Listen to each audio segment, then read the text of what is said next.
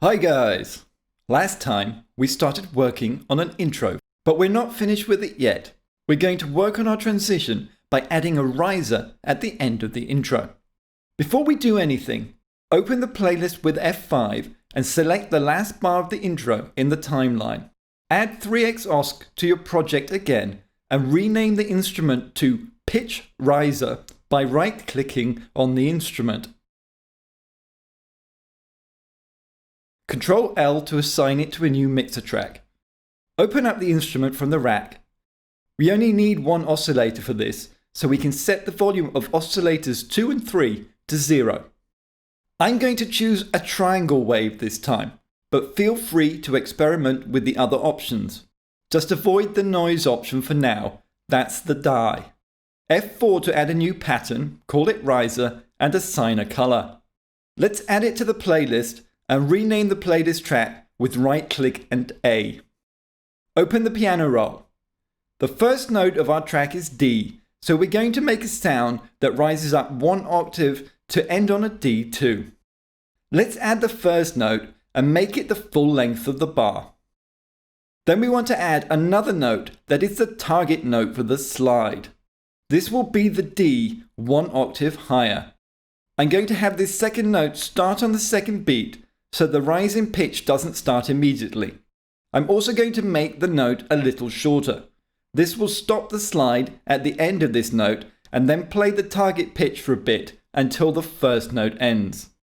To make the note slide, double-click on the higher note. Then click here to turn it into a slide. A word of warning. Slide notes will only work with native FL Studio plugins. They will not work with third-party VSTs, so this method won't work for all plugins. Now we're going to create a second layer for the riser, again using 3xOSC. Add another one and rename this one Noise Riser. Ctrl L to assign it to a new mixer track. Let's quickly add a note lasting the whole bar. We are adding this to the same pattern as the pitch riser, because we always want them to play at the same time, so we don't need a new pattern for this. Close the piano roll and open up the instrument. We're only going to use one oscillator again, so let's turn 2 and 3 off. This time we want to use the noise oscillator, which is this one. On its own, noise isn't particularly nice to listen to. But noise contains an equal distribution of all frequencies. If we take away some of those frequencies using a filter, we will be left with just a small range of frequencies. To do exactly this, we're going to set the filter to be a bandpass filter. So let's open up the settings and change the filter type to BP, which is short for bandpass. A bandpass filter only allows frequencies through if they are within a specific range of the cutoff frequency. We can determine how wide that range, or band, is using the filter's resonance. That's controlled with the Mod Y knob. Let's set it reasonably high so we are focused on a smaller band of frequencies. The cutoff frequency will control the frequency of our band, so if we turn this down, we get lower frequencies. If we raise the cutoff, we will hear the frequency go up. Let's set our starting cutoff quite low. Then right-click on the Mod X knob and add an automation clip. You might need to move the automation clip in the playlist so it's below the riser. Do that, then right-click on the track name and hit G to group it with the riser's track.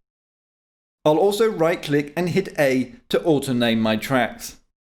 Let's edit the filter cutoff so it goes up first, then flattens off, before going down again.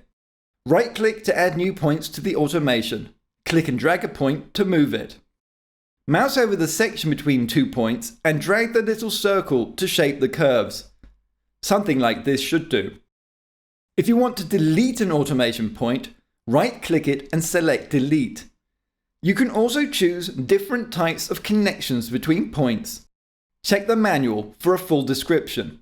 The default will work well enough for our purposes. Alright, let's listen to that in context.